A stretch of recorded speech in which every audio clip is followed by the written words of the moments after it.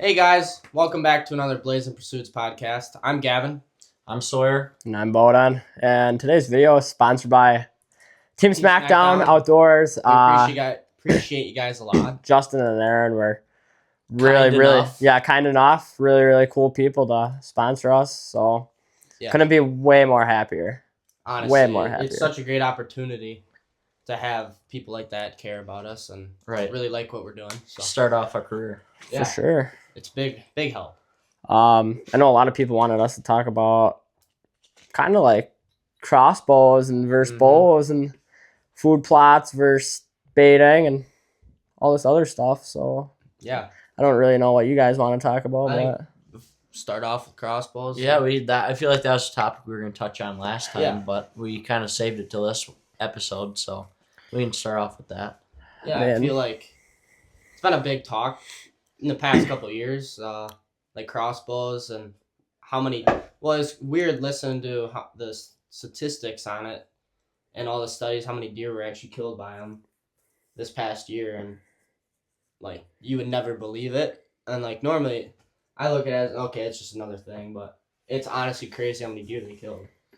And I feel like honestly, in my opinion, I feel like it'd be better if they kind of almost did a little bit of like a gun season type thing for them. Mm-hmm. But I mean, like, are you talking about like shoot them during gun season? Yeah.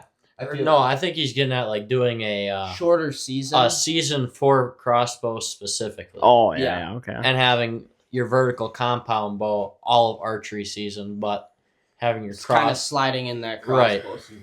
Right. Yeah, I can see what you mean. I guess we can get into like the ages of people shooting stuff like that. Like obviously, young kids aren't gonna be able to pull back crossbows. Like Levi Morgan's son, he shot a crossbow and killed his first buck with a crossbow. Yep. Like older people. See, like this is my opinion on them. Think if you're younger, now that you can hunt at any age, really, I think you should start out with a crossbow. Yeah. But I guess it really depends, because I mean, if your parents want you to start out with a bow, then go ahead. Yeah, I think it's cool. But if you can't physically pull back a bow, then go crossbow. Definitely go crossbow. And then when you get older, definitely go to compound. And then when you physically can't do a compound anymore, go to a crossbow. Or if you got a disability, definitely do a crossbow. Yeah, I was gonna say, like, not to like bash on anyone, but doing crossbows for a young kid or older person, great, because they're not physically able to pull back. Or even if you don't, in my opinion, if you don't hunt a lot, definitely go for crossbow. Or if you're getting into it, maybe crossbow. He's shooting a crossbow right here. But yeah, I think it's. Or if you have a crossbow and you got a compound, take them both out. Yeah. See what you like. I think it is a controversial topic because a lot of people say, "Oh, it's just the same thing. You just have the same amount of luck." But I mean, you hear guys talking about shooting deer at 100 yards with a crossbow. Yeah, you can do that with a bow too. Well, your FPS though on crossbows compared to vertical bows. I mean, you can pull back now with the Lift X, and I guess you could shoot it before, but 90 pounds with a vertical bow compared to what are they in compound or crossbows, like 150? Yeah, it's. I mean, that's a astronomical difference between feet per second. Yeah, depending on your arrow setup. Oh yeah, 100%. And it really depends on your grain of the arrow too. Really, I mean, that's what I mean by arrow setup. Depends on, what like he could have, me and him could shoot the same weight, or I should say poundage. He could have a completely different arrow setup as me. My bow could still shoot faster. His bow would still shoot slower. I mean, depending on like an arrow setup, I'm talking about. Like if you had more grain than I shoot a 340 spine, so it's a little thicker arrow. I mean, it's aluminum too, and I think for whitetail, I think it's a great idea to have a little heavier arrow. Just you get in some weird situations, like going through ribs and stuff. Like me personally, I think I would rather want a faster arrow, but I'd want a carbon because of aluminum bends. But right, I mean, I shoot carbon arrows. That's why I say that. Yeah. I mean, I shoot carbon arrows. I've shot too. both. I've killed deer with both. Right. I think as soon as you get up to like really looking at the flight of an arrow and the range too, you're shooting. If you're shooting 60 yards, this maybe 70, I'd rather want a faster arrow. Yeah, and I think lighter arrow too. Kind of all depends, like hunting and timber and stuff. I guess I think little heavier arrow, it's not going to deflect. But realistically, I guess if you're tree stand hunting, you're not shooting 60 yards. Yeah, and I think really, I don't think you should shoot over 50. I think you're shooting, like, at least for my situation, hunting up north. I mean, I'm shooting probably max this next year 40 at max. Yeah, but usually you want to try and get below 30 northern Wisconsin between your brush and how skittish the deer already are. Yeah, because those deer can drop the 5 inches after they hear that arrow, like right, and it only takes a split second. Mm-hmm. It's even kind of with the 4-fletched and 3-fletched. Oh, that's another topic. Yeah, I mean, I shot. You shot both. Yeah. And we didn't start doing 4-fletched until this year. I mean, I've always kind of wanted to. I guess it's just kind of been more convenient. And I guess you've never done it, but I only shoot 3-fletched. When we've talked to Bill from Antlers Archery, shout out Antlers Archery for a lot of things. And shout out Bill. But when we were talking to Bill about it, he said if you stand, say you're shooting 60 yards, right? Or even less than that. Yeah. You can hear a 4-fletched arrow fly. Yeah. You can hear it. You do a 3-fletched, you can't really hear it. And it's weird, too, I guess you hear, like Crispy and Levi, they all shoot 4-fletch. And then sometimes Chris will shoot 3-fletch. I think it's all on personally all on personal preference. And that's what I was gonna say. It's a lot of personal preference on the hunter. I guess like looking at that aspect of it, like with the dead G5 dead meat, I mean, 4-fletch flies so good with it. And I guess if you shoot a fixed blade with a 4-fletch, could fly different than a 3-fletch, could fly better or worse. I mean, I guess trying to get your best flight out of your arrow at like tree stand, like how far that deer is, I think, my opinion, I think I'd shoot a 4-fletch there. But I think, say you're going, if you have really skittish deer and you're really worried about the sound of it, I guess 3-fletch would be it. I mean, and a lot of it too, like not just 4-fletch, 3-fletch, helical makes such a big difference on an arrow flight too. I've seen 3-fletch right helical shoot way better than a 4-fletch arrow. Mm-hmm. And then you put a 4-fletch helical on there, shoots way better than a 3-fletch helical. Which right. But, I mean, a lot of it has to do with personal preference too. Just, I mean, whatever really floats your boat at the same time. Yeah. Yeah. I mean, for our turkey setup, we're shooting 4-fletched. Oh, yeah, here. I mean, there's one right there. This will be Bowden's this year. The pink whisker biscuit. I think it's 250 spine, so pretty much. From what we've seen, I mean, as stiff as you. From what videos we watched the Chris B video of his turkey setup. Yeah, he said he wanted to run a bigger. He shoots a rip TKO. And it is a 250 spine. It's a carbon. What is a rip? Is it that carbon aluminum kind of mix? Composite. Yeah. I'm pretty sure. I don't remember what arrow. I think that's really that he said. I think it's a carbon aluminum composite. Yeah, because it has that weird pattern on it. Right. Because then it's light, but it won't bend like aluminum usually bends. And I think, like you hear everybody want a long arrow and stuff. I mean, for a turkey broadhead, man, I'm saying you do want a longer arrow. You look at, Bomar, great example of a turkey arrow setup. Him having like 6 or 8 fletchings on there. Right. That was, it flew so good with that broadhead. Talk about Josh Bomar. What do you guys think about his new broadhead? That's a lot of controversy. I'm gonna be honest, guys. Could not pay that much for. I mean, they're expensive, but look at his advertisement with being able to shoot through a concrete brick. I mean, that's pretty impressive. I did like what he did when Trump got elected. That was pretty sweet, and he sold out right away. Yeah. Well, we'll just go by down a row. What do you think of him, Sawyer? I mean, I've only shot a Rage, and obviously you guys know my buck died pretty dang quick with the Rage. Yeah. I didn't even get a full pass through, so I can't complain with my broadhead setup right now. Right? Yeah, and I mean, I know Gavin shot Rage hypodermics before. Oh, I loved them. I mean, shooting. Well, that's when I was shooting still like 65 pounds, not very much, and still being able to penetrate through that deer and kill it fast. Yeah. I mean, never had a problem with it expanding. Right. I mean, I feel like that's a lot of controversy around them is that they don't expand or they expand before they hit the deer and it just doesn't go That's good for not the hunter. Another thing is what? Well, one of our teachers were saying that when he shot one of his rages, he shot 3 of them at a target. 1 hit the target dead center, and then the other 2 were off. Mm-hmm.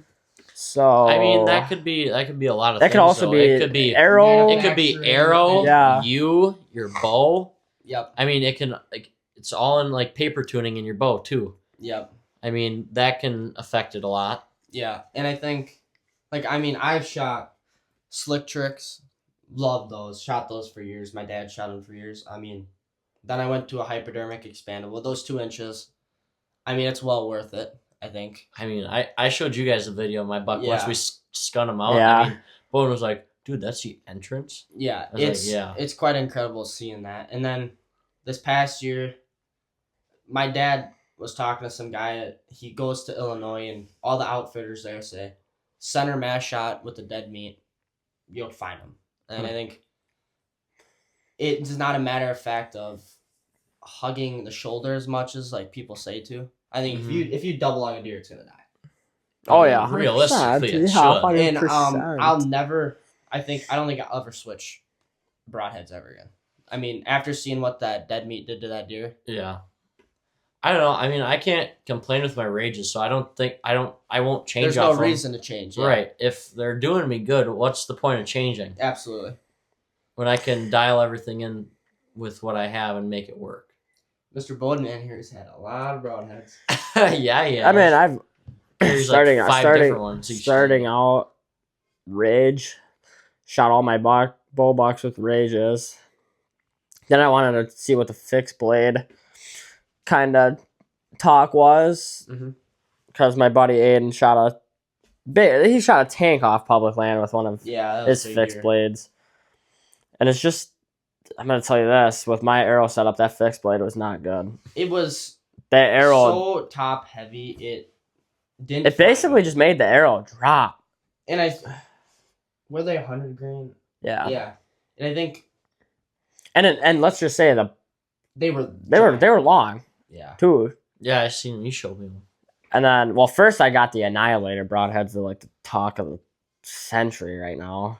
I mean, yeah. I don't know if you guys have heard them, but I'm just happy with my range. They so shoot through these steel garbage cans and everything. Yeah, I mean, and I bought them, and I was like, I don't know about them, man. I mean, it's just they won't leave a hole. Yeah. You see all these tests on them, and you're kind of like, well, I don't know. Well, and it's such a compact broadhead to the point. I mean, actually, I got one right here. Is it worth shooting that compact of a broadhead if you're not going to shoulder punch them? Like that's their big talk. It'll go through a shoulder, right? Yeah, it'll go through any bone. And I think with that dead meat and stuff too, having that expand to 3 blades and just cut them up. Same with the rage. Like, I feel like that even if you make a bad shot, will help you in the long run. Right. That's like my buck. Like it didn't make a pass through and it hit his other shoulder, but on its way working back out, it's cutting and it's still every expanded. Movement. Right. Yeah. And, people complain about the blades bending, but I don't know why they care. Like they're interchangeable. They're gonna they're that too. But they're gonna bend no matter what. You're going through bone. Yeah. You're going through an animal, dude. It's you're going through muscle. You're just you're going through an animal. Mm-hmm. Right. They're gonna bend. Yeah. Like, I get it. Like, sometimes you're not gonna find a bent. Sometimes you're gonna find a bent. But like, sometimes they easily bend. Sometimes they don't. It's just. And I think it's part of it. A lot of people get wrapped up in the equipment part, but it's also that day-to-day practice too. I think if you're not making a well-equipped shot on a deer, I don't think. Point. Yeah, there's a broadhead's a broadhead. Sure, some are better than others, but if you're not making that lethal shot, that's your own fault. Yep. I like the broadheads that Gavin you've ran, been dead meats or mega meats. Yep. Mega meats all year. And I think, my dad shot his with one, and thing died 20 yards away from him. He even shot a bunny rabbit. Yeah. I think just seeing that, how it cut off the head of it. That's impressive. I ran G5 T2s. They're new for this year. That's the new knock on it. It's just like a Rage, but it's a 2-blade. Rages are 2 blades too. I will be honest. Out of the package, too, them were sharp. They were sharp. They were sharp. A lot of broadheads, you don't like in my opinion, the fixed blades. when they come out of the package, dude, they're not sharp. You will have to sharpen them. Depending again, the brand, the company, but like some Rages are sharp coming out of the package, like the Rage Trypan, those were sharp. Got them for Christmas. And I think Rages in general always have been sharp.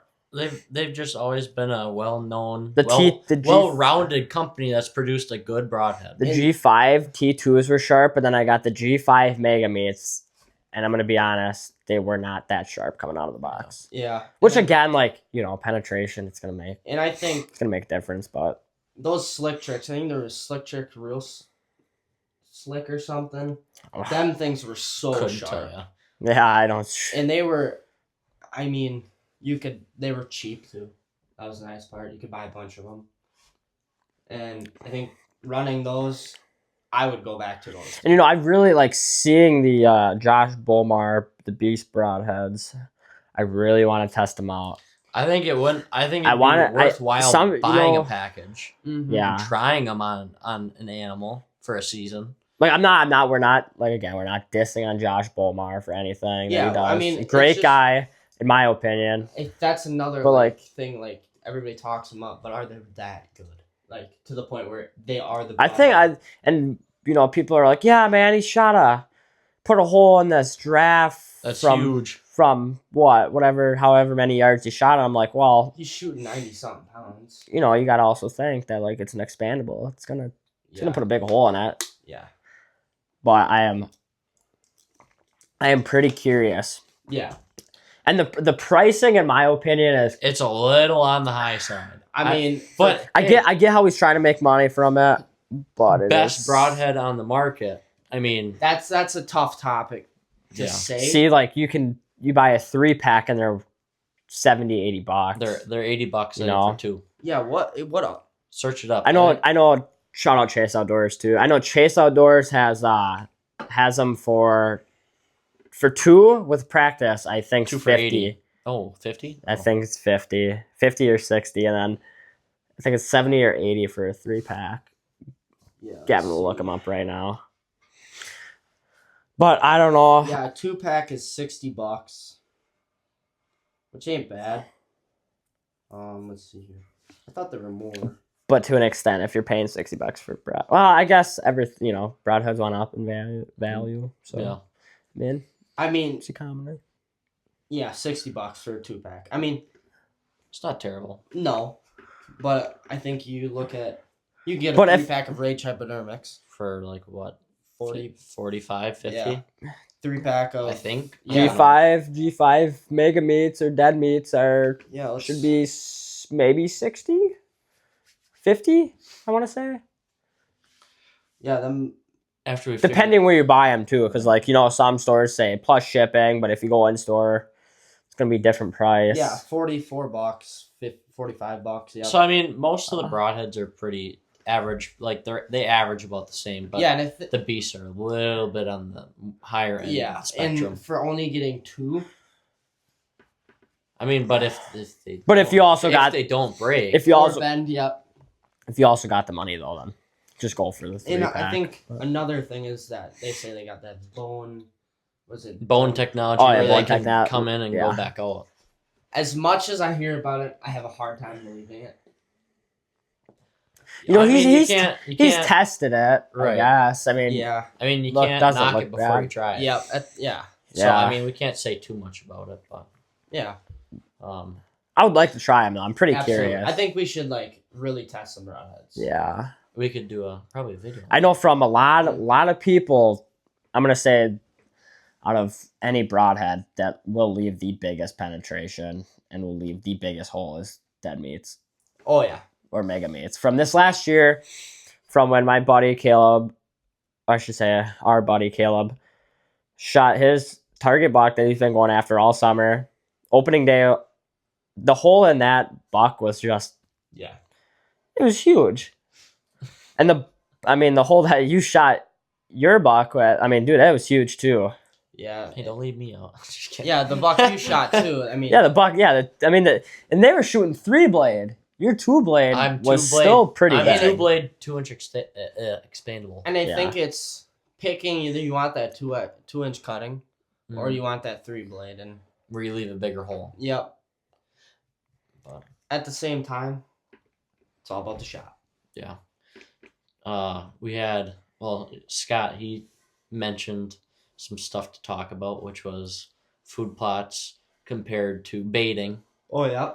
And I know from at least my experience up north on our two properties. I think before we get into that, I think we should do a little bit about how some states have rules on size comparison of deer.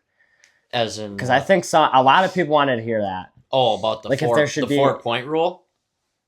All right, so let's just in our opinion, I think we should just I think we should go down the line. We should go down the line what we believe and what we think should happen. Yeah. Okay, so here in Wisconsin, because I know there's rules places else, but if we had to decide if Wisconsin or you know what I mean, just kind of debating. I'll go first because obviously I went to Missouri and I hunted that, and seeing the deer that on a 65-acre chunk in Missouri. Seeing the deer that it had on it, I'm not going to name size or anything. I mean, I showed you guys some of the pictures. I mean, there's some big, tanks, but they're 3.5 years old. Yeah, older, little more mature deer. Right, and I think that also comes down to, they have their 4 points on one side to shoot it rule that you have to follow. So that automatically helps your 1.5, 2.5-year-old deer. Not killing that better genetic population that we don't even know about. Right. And then I think it also comes down to all the frickin' grain that they have down there between corn and soybeans to grow. Yeah. I mean, they have so much protein down there that they can grow these nice racks. And then what was the other thing I was going to say? Oh, I forgot now. I'll let you think about that. You go. I'll think about it. Yeah, I think in Wisconsin, I personally feel like they should kind of implement something like that. Yeah, that's what I was going to talk about. So going off of them two, you go down to southern Wisconsin. I don't know if Blake watches this or not, but Scott's buddy Blake, he hunts in southern Wisconsin. He does food plot stuff, and he's done stuff for Scott. I mean, down there is... I think there's a 200-incher that he shot. Not he, but people around him shot. And, there's multiple deer down there that are probably in their 150s to 180s. And Blake said they're 3.5, 4.5-year-old deer. And, you implement that 4 points to one side rule. And you don't have these people coming up on rifle season and... shooting anything. And throwing out a bait pile of 200 pounds of corn to shoot a spike off of it. I mean... Yeah. You let that spike grow. You let that 6-pointer grow. I mean, you'll get a better buck population. Yeah, and going off of what Sawyer's saying, I think where I hunt normally, I think it could be better, with picking the deer you shoot. I think where the plot we hunt, we try the best we can for looking at deer and really trying to figure out that's a mature deer.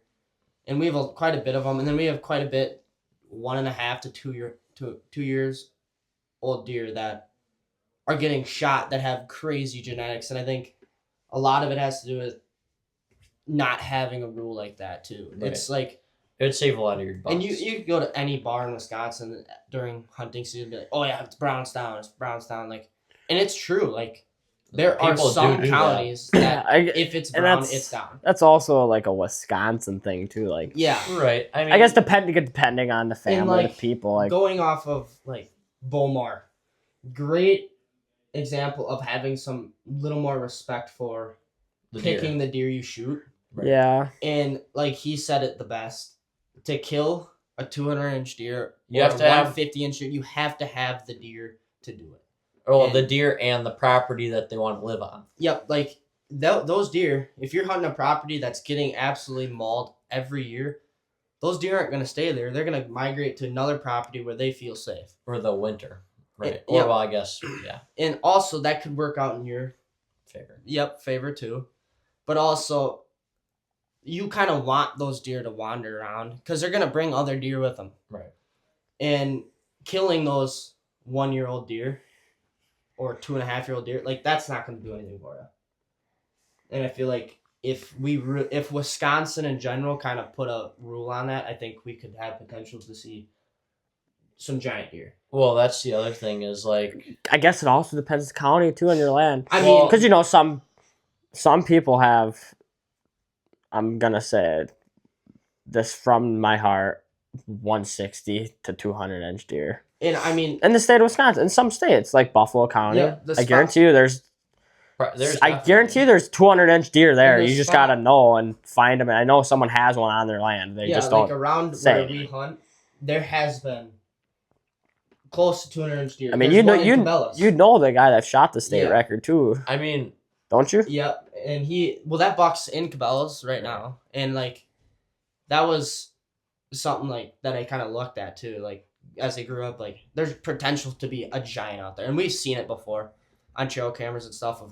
Okay, that's a 160-inch deer, but there's also these deer that have potential to be 160-inch deer but get shot. I mean, I think I mean, I'll say this. We were on the phone with Blake when we were going down there, and he's like, you know what, dude, go and shoot, whatever buck you want to shoot, because there's always going to be another one to chase after next year. But at the same time, if you're being a picky hunter and you're trying to pick the deer that you want to kill and kill a mature deer, I mean, the mature deer might be 5.5 years old, but only 130 inches. Absolutely. And I think a lot of it, like that rounded nose and stuff, the arch in the back, not having big belly. Yep. And things like that not a lot of people look at either.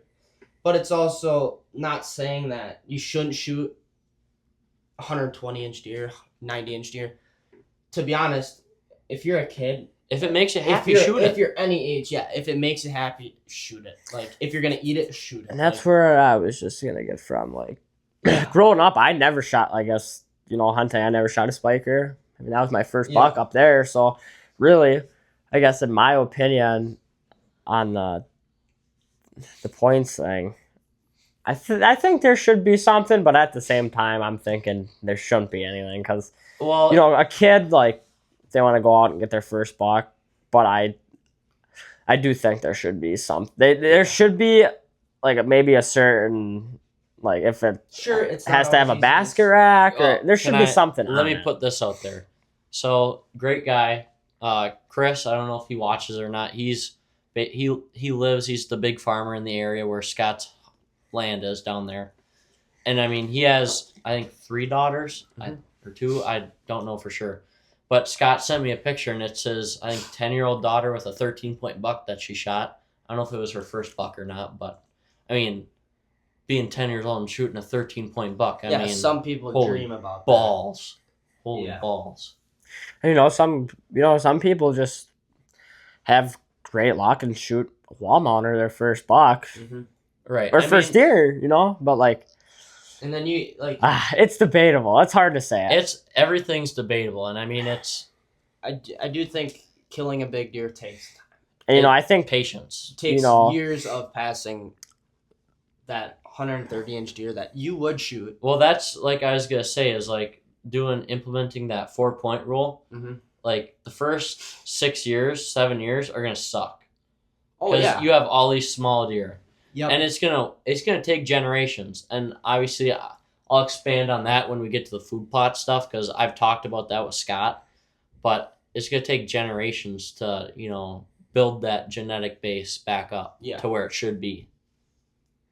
But yeah, I definitely think there should. It's a horse piece. I think there should be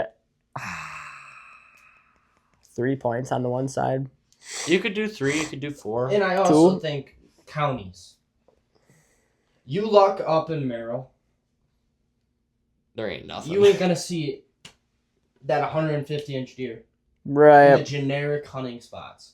But you go down to, say, Wapaka area, you're gonna see that. You're gonna see that 150-inch deer, that 160-inch deer driving down the road. And I think also having that deer population, like up north, last year, it was iffy. Like, there ain't nothing up there.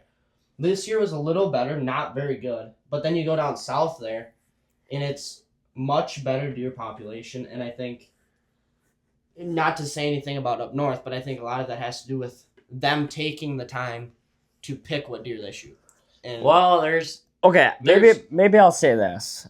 Since, we live in Wisconsin, we got a very big, we're known for a 9-day gun season here. Yeah. I think our drinking and shooting deer. Bow hunting, in my opinion, there shouldn't be maybe a certain plain size. No. But rifle there, I think that's when the deer gets slayed. Just sitting in your stand, sitting in my stand, the neighbors all around, you can just hear gunshots. 4-wheelers. Driving down the road, you see guys with literally nubs in the back of the truck. Dude, really, that makes you happy. Sure, not busting anybody's balls about that makes you happy, this makes you happy, but you gotta kind of look at it as that thing is hardly even seen half of the things. Right. Yet again, I know it's shoot what makes you happy, but I think they're also I think some guys complain, they're like, oh, there's not enough deer. Oh, there's not. Well, but those are also there's not enough bucks. But then also the same guy that's shooting that 80-inch deer. Or crop damage. I think that's another big one. Okay. In my personal opinion. I'm gonna say one thing. Not to bust anyone up over here. But when it comes to predators, you have your wolves and you have your people. Wolves, they eat anything. No, not just anything, but it's statistically proven that a wolf eats 40 deer in a year. Yep. To just one wolf. Yeah. And I've known of packs of wolves up there that are You're saying up north? 9 to 10. Or just all central, all around the state. Okay, all around the state, but northern Wisconsin going into Michigan and Canada. Very high percentage of wolves. And that's one thing that I guess not many people realize either. I think people realize it, but they blame other stuff other than the wolves. Yeah. When I'm not trying to pick any fights here, but no. Some people that are controlling the DNR, I just don't think they understand how many wolves there actually are. I know. I seen a thing a couple days ago in Wisconsin that they're thinking about taking the wolf off the endangered species list for Wisconsin. Which would be great. This year, we have seen more wolf tracks. Coyotes, too. Horrible. There's the first snow that happened. Whoa. What? Maybe it was a couple. So the first snowstorm that happened here in Wisconsin, I don't know if it was during rifle season or what, but I know it was after rifle season. It was after rifle season. Me and Gavin went out there. There was not one single single deer track. And that was the night we decided to go out coyote hunting. Yeah, there was not. We looked around everywhere. There was not one single deer track. And let me tell you, just up where I hunt and where Scott hunts, Scott told me years ago before they reintroduced it, deer hunting used to be way better. You'd see a lot more deer. Now going into this season, how I sat literally every weekend. We all did. And you guys even hunted after school, but I would hunt up there on the weekends. I'd go up there and we used to have really good deer density. Now I'd see maybe 5 does and maybe 1 buck. I think up there I seen my target buck twice, and we've seen racked bucks on trail cam, but I saw a 6-point and I saw a little 3-point, and I think maybe a spike all season for bucks. Yeah. And doe wise, I mean, I maybe saw like a handful of deer a day if I was lucky. Now you talk to Bill. Bill hunts up there too. I mean, he was telling us. I mean, he said you got to find the right spots where the deer are located. Otherwise, you might see a deer a day. Yeah. Maybe. I mean, I think that's another thing too. I think there's not. I'm not trying to chew the game wardens here in Wisconsin or the DNR or anything out. What was it? Was it 2 years ago that our gun season population was, for the amount of deer that were shot, were way, way, way down, dude. Oh yeah. Yeah. And and they want to kind of just have us to have, extra doe tags and stuff. I know which doesn't help the situation. Yeah. No, and I mean, I know they want to keep the population like steady, but like, in my opinion, I think there should be way more deer than what there should be. And I think there should be a limit on where like deer getting shot. You guys are at. I think there should be, me personally, you should only get 2 tags. Should only be a buck and like a doe. between gun and archery, or are you saying? Because personally, down south where we hunt, there are more doe and stuff than anything like. Right. Like on my land, dude, I always see bucks. Yeah. I rarely ever see does. That was the weird thing. And then the one day during rifle season, I seen 11 does. 11 does, and I know for sure they were not all the same. Yeah. Ones. 11 does. And that was like literally the first time I've seen that many does in a long time. Right. Which was, a lot of people are like, yeah, you probably should have plucked some off, just to keep the, the population and the deer density a little. I was gonna say, but I'm like, no. The other thing is like kind of switching topics a little bit. You have your corn baiters that'll put out, however much corn. Like, you could have. We have food plots. We have established food plots. Now, the food plots are clover, for the most part, clover, and once they get established, you get more deer on them. But right away, the deer are like, oh, what is that? And it's like, well, that's interesting, because that's what Scott told me. After a few years, the deer get used to it, and then it's established. Right. Well, I think that's another topic we can kind of touch on with like baiting and food plots. Right, and like I was gonna say, like around us, we knew when all season our neighbors, we weren't on their trails or anything. Everything was growing up. Weekend right before season came up, everything was brush mown. Mm-hmm. Probably put corn and trail cams out, because that's the Wisconsin thing to do. Oh, the week before, absolutely. And at the same time, that's your best time for archery hunting. Mm-hmm. Your last big chance at getting a buck before they go nocturnal when rifle season hits, and then the only time after that you really have is when it gets so bitterly cold that they have to move. Right. I mean, you have your food plots, and they come to them. Same thing like in Missouri. They come to their greens before they go to their grain. Yep. And they're always out there. So, and it's always there. It's not like corn where, might be here this week, but not next week. And then the deer are all scatterbrained. Yep. And I guess we'll really touch base with that for the next one too. Yeah. I mean, some of us got to go here. We got places to be right now, but I guess that kind of sums. Yeah. I guess that kind of sums it up. It was kind of controversial topics, but I think it's a needed topic to talk about. And right. There's a lot of, as I've seen on the internet, there's a lot of bashing of other people and saying people are bad hunters because of the things they do. But I don't to be honest, it's not about the things you do. It's the way you look at it. Right. People have different opinions than others. It'll always be like that. And it's fine. But just trying to be the right sportsman. Like, we're not trying to bash anyone's opinion. Oh, absolutely not. It's just things we've heard. Yeah. Things we want to just kind of touch base on and hear what our opinions are. Hear what our opinions on. And what your guys are, too. Like, right, in the comments or whatever. But at the same time, it's like, what our opinions are, what we've heard, and what we've seen, and what we do as us three together or us three individually as hunters and sportsmen. Yeah. So, and I mean, we can touch base on poaching too. There's always gonna be more topics to talk about. It's not like we can't. We'll touch base. Stuff.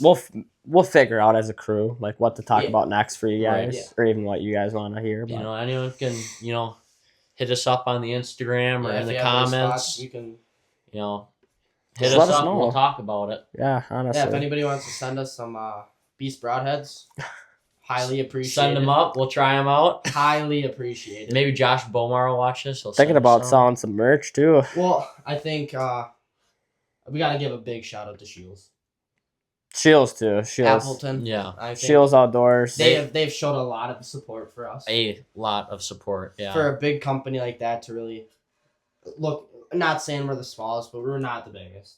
We definitely are on this. We're pretty small, and it's crazy to think that. It's crazy to think a lot of big people are supporting us. Yeah. Right. It's like they're looking at us more as a small group of people, and not as just like another number. Well, I think we got to give a shout out to. We give a huge shout out to again. Team Smackdown Outdoors. Yep. And, super great people, Justin and Aaron. I saw today the Up North Outfitters. They like their podcast. Yeah. That's cool. Yeah. They got a lot of cool stuff there. But a lot of things that we shout out Bill from Antlers. Yeah. Very great guy. Been a great guy ever since day one. Shout out Team Smackdown again. Yeah. Super great people. Team Smackdown was the one to give us an opportunity. They really gave us some excitement when we got that text from Aaron. We were just absolutely thrilled. I think a lot of people don't know about them, but they have great work. Super great work. Beautiful. Search them up. They're Euromounters. Go check them out on Facebook. It's not only like the deer hunting stuff. It's you need a gun painted or you need something done. Custom paint jobs. And yet again, I don't know if they still do the gun stuff, but it was cool. We'll have to talk to them more a little bit. Well, we will be going on a tour. Yeah. Eventually. But we can get more into that after our tour, so. Yeah. But yeah, that's about it. That's episode 2. I guess just let us know. And shout out to everyone and like, comment, subscribe, and let us know what you guys want to hear. Right. I'm Gavin. I'm Sawyer. I'm Bowden, and we're out. We're out. Deuces.